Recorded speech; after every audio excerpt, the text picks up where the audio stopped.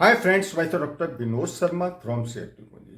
Friends, कई बार आपने देखा होगा कि कभी कभी जब नाक से ब्लीडिंग होने लगती है तो पेशेंट्स बहुत परेशान हो जाते हैं और वो रोकने की पूरी कोशिश करने की घर पर करने लगते हैं, लेकिन ब्लड नहीं रोक पाता है। उनके हाथ पैर फूलने लग जाते हैं, घबरा जाते हैं।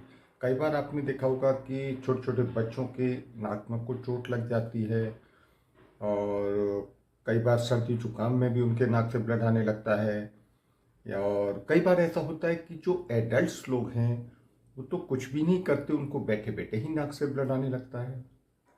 तो दोस्तों, ये नाक से ब्लड आने का क्या कारण है और इसके क्या क्या सिम्टम्स यानी लक्षण हैं, और अगर किसी की नाक से ब्लड आ रहा है तो हम उसके लिए क्या क्या इन्वेस्टिगेशन कराएं और क्या क्या ट्रीटमेंट लें और क्या क्या प्रिकॉशन लें, तो ये सब कुछ मैं डिटेल्स में इस वीडियो में बताऊंगा। तो दोस्तों, आप शुरू से लास्ट तक अगर ये मेरी वीडियो देखते रहेंगे, कहीं भी स्किप नहीं करेंगे, तो आप सही से समझ पाएंगे। तो दोस्तों, मैं शुरू करता हूँ। फ्रेंड्स, नाक से ब्लड आना, जिसको नकसीर भी बोलते हैं या इपीस्टैक्सिस भी बोलते हैं, तो ये जो बीमारी है मोस्टली ज़्यादातर दो लोगों में मिलती है। या तो बच्चों में ये प्रॉब्लम ज़्यादा मिलेगी या एडल्ट्स लोगों में मिलेगी, यानी जो एजेड लोग हैं।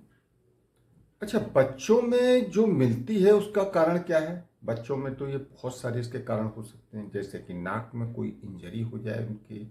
कई बार नाक में कोई चना है, मटर है, मोती है, दाना है, या गेहूं का दाना है, या कई बार कोई कंकड़ पत्थर मिट्टी ऐसी चीज़ें वो फंसा लेते हैं, तो उसकी वजह से भी नाक में, या कई बार नाक में बार बार उंगली डालने से, तो वो कई बार नाखून से स्क्रैच होने से भी नाक से ब्लड आ सकता है। तो यानी कि बच्चों में तो बहुत ही एक कॉमन बात है, और खासकर ये नोज में इंजरी की वजह से ही ये ज़्यादातर बच्चों में आती है। और ये जो बच्चों में जो नाक से ब्लड आता है, ये नाक के एंटीरियर पार्ट से मोस्टली ब्लड आता है। यानी नाक के दो पार्टों में डिवाइड किया, एक तो एंटीरियर यानी आगे का पोर्शन, और एक नाक के पीछे का पोर्शन। कई बार एडल्ट्स में ब्लड आता है, और एडल्ट्स में मोस्टली जो ब्लड आता है वो ज़्यादा हाइपरटेंशन या हाई ब्लड प्रेशर की वजह से आता है। तो एक तो बच्चों में ब्लड बता दिया, एक एडल्ट्स में ब्लड बता दिया, जो कि हाई ब्लड प्रेशर एक कॉमन कॉज है। इसके अलावा भी और भी कई कारण हो सकते हैं, जैसे कि गर्मी का मौसम होता है, यानी वेदर चेंजिंग के समय जब गर्मी का मौसम आ जाता है तो ड्राई सीजन हो जाता है। और ड्राई मौसम में क्या होता है, जो नाक में जो म्यूकस है वो म्यूकस ड्राई होने लगता है। जैसे कि पंखे की हवा में या एसी में या कूलर में जब हम सोते हैं तो डायरेक्ट उसकी जब हवा पड़ती तो नाक का जो सीक्रेशन है वो सूखने लगता है, और सूखने की वजह से उस पर एक पपड़ी सी नाक में जमने लग जाती है। और जब पपड़ी जमने लगती है तो नाक में उसको बार बार हटाने का मन करता है, और नाक को जब उस म्यूकस जो पपड़ी बन गया है उसको जब हटाते हैं तो म्यूकस मेम्ब्रेन वहाँ से, वो नाक की नेजल की जो मेम्ब्रेन है वो पतली होती है वो हट जाती है, और उसके हटने पर वो आर्टरी से ब्लड आने लगता है। यानी कि वहाँ एक इंजरी टाइप की बन जाती है उस लेयर के हटने से, जिससे वहाँ से ब्लड आने लगता है। तो एक तो हो गया ये वेदर चेंजिंग की वजह से। इसके अलावा कई बार जब मौसम चेंज होता है तो उनको कोल्ड वगैरह होने लगता है, यानी सर्दी जुकाम हो जाता है। सर्दी जुकाम में बार बार नाक को साफ करने से या कई बार नाक को बार बार रफ करने से, तो इस तरह से भी नाक में इंजरी हो सकती है। या कई बार ऐसा होता है कि बहुत से ऐसे लोग हैं जो खून पतला करने की दवाइयाँ ले रहे हैं, यानी कि जिनका कोलेस्ट्रॉल बढ़ गया है, या जो ओल्ड पैरालिटिक पेशेंट्स है, या ओल्ड स्ट्रोक वाले पेशेंट्स है, या जो हार्ट के पेशेंट्स हैं, तो ऐसे लोग जो पतला करने की ब्लड की दवाइयाँ लेते हैं, तो अगर उनकी नाक में भी कहीं पर भी थोड़ा सा भी स्क्रैच हो जाएगा तो वहाँ से उनकी आर्टरी फटने से ब्लड आ जाएगा, और ब्लड आने पर फिर ब्लड का रुकना मुश्किल हो जाता है, क्योंकि वो ब्लड पतला हो चुका होता है उनकी दवाइयाँ खा कर।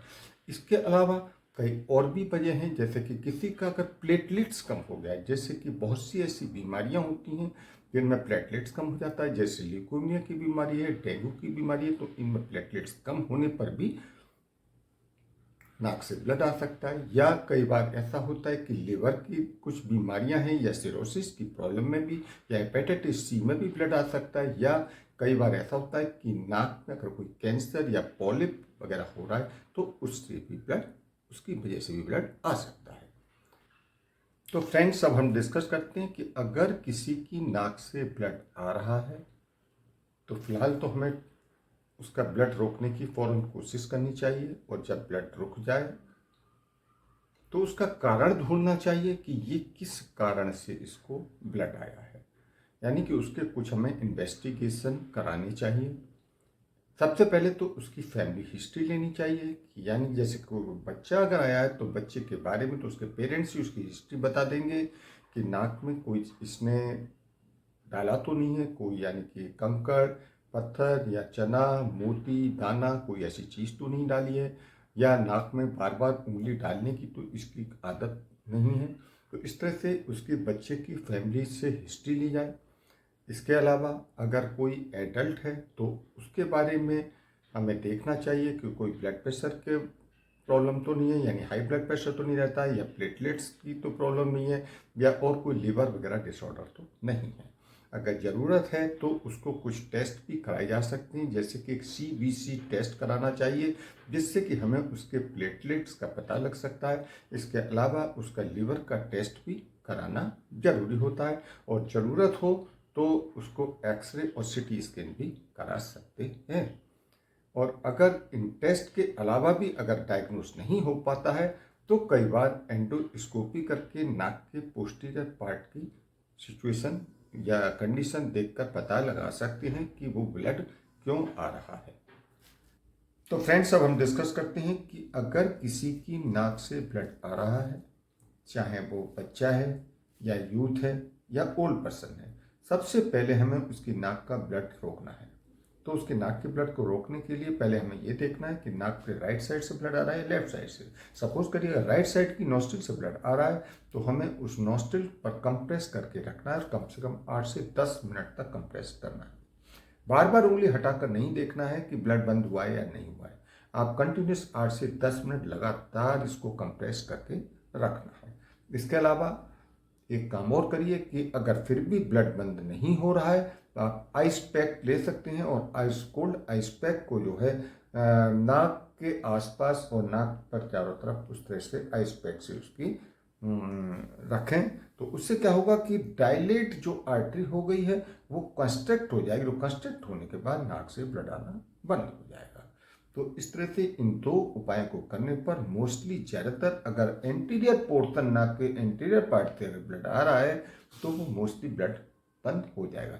एंटीरियर पार्ट से ब्लड मोस्टली ज़्यादातर या तो बच्चों की कोई इंजरी होने पर आता है, या प्लेटलेट्स कम हो जाने पर ही आता है, या कोई लिवर डिसऑर्डर की वजह से अगर प्रॉब्लम होती है और उसकी वजह से अगर ब्लड आता है तो वो एंटीरियर पार्ट वाला ब्लड होता है, और वो मोस्टली इस तरह से कंप्रेस देने से बंद हो जाता है।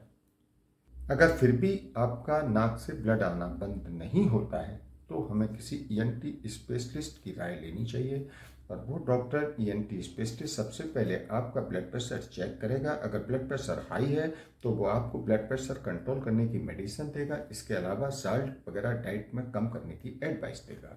इसके अलावा अगर ब्लड प्रेशर कंट्रोल होने के बाद भी आपका ब्लड प्रेशर नाक से ब्लड आना कम नहीं हो रहा है तो वो हो सकता है कि आपकी नाक में कोई भी कॉटन पैक डाल सकता है। इसके अलावा क्वार्टरी भी डाल सकते हैं। क्वार्टरी भी दो तरह की होती है, एक होती है केमिकल वाली सिल्वर नाइट्रेट की क्वार्टरी, और एक होती है इलेक्ट्रो क्वार्टरी।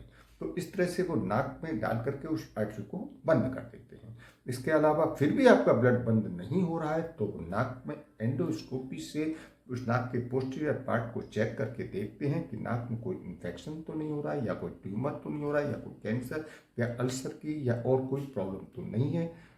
तो फ्रेंड्स, अब हम डिस्कस करते हैं कि नाक से ब्लड आने वाले पेशेंट के लिए हमें क्या सावधानियां करनी चाहिए, यानी कि हमें क्या प्रिकॉशन लेनी चाहिए। देखिए, सबसे पहले तो जिस पेशेंट के नाक से ब्लड आ रहा है उसको हमको सीधे नहीं लेटाना है। सीधे लेटाने पर क्या होगा कि नाक का ब्लड जो आ रहा है वो अगर सीधे लेट जाएंगे तो वो हमारे सीधे लंग्स में जाएगा, और लंग्स में जाने पर हमको निमोनाइटिस की प्रॉब्लम हो सकती है, या वो अगर हमारे पेट में जाएगा तो स्टूल में भी ब्लड आ सकता है, और वो निमोनाइटिस होने पर हमें एक बहुत बड़ी प्रॉब्लम बन सकती है। इसके अलावा बहुत से लोग नाक में ऑयल वगैरह डालने की सोचते हैं और कहते हैं कि नाक में ब्लड आ रहा है तो ऑयल डालने से ब्लड बंद हो जाता है, लेकिन ऐसा कुछ नहीं है। बल्कि नाक में अगर आपने ऑयल डालेंगे तो और वो ऑयल आपका लेटने पर अगर लंग्स में चला गया तो आपको निमोनिया की शिकायत बन सकती है और एक नई समस्या खड़ी हो जाएगी।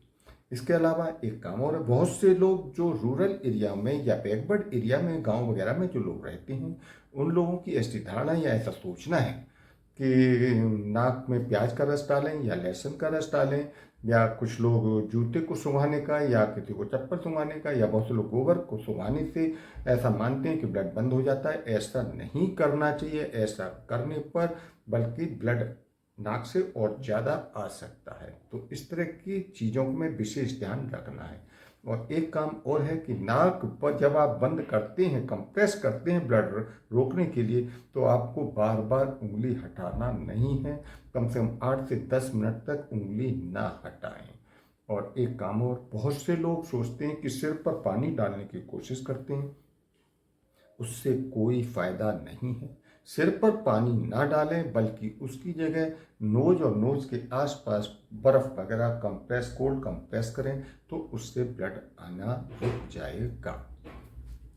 तो फ्रेंड्स, अब मेरी वीडियो यहीं एंड होती है। और मेरी वीडियो से रिलेटेड आपको कोई भी क्वेश्चन पूछना है तो आप कमेंट बॉक्स में जाकर पूछ सकते हैं। और दोस्तों, फर्स्ट टाइम अगर आप हमारे इस चैनल पर आएँ तो हमारे इस चैनल को सब्सक्राइब करें और जो बेल आइकॉन दिखाई दे रहा है, इस बेल आइकॉन को क्लिक करें, जिससे हमारी आने वाली हर नई वीडियो का नोटिफिकेशन सबसे पहले आप तक पहुँचता रहे। तो ठीक है दोस्तों, मिलते हैं अगली वीडियो में। तब तक ओके, बाय।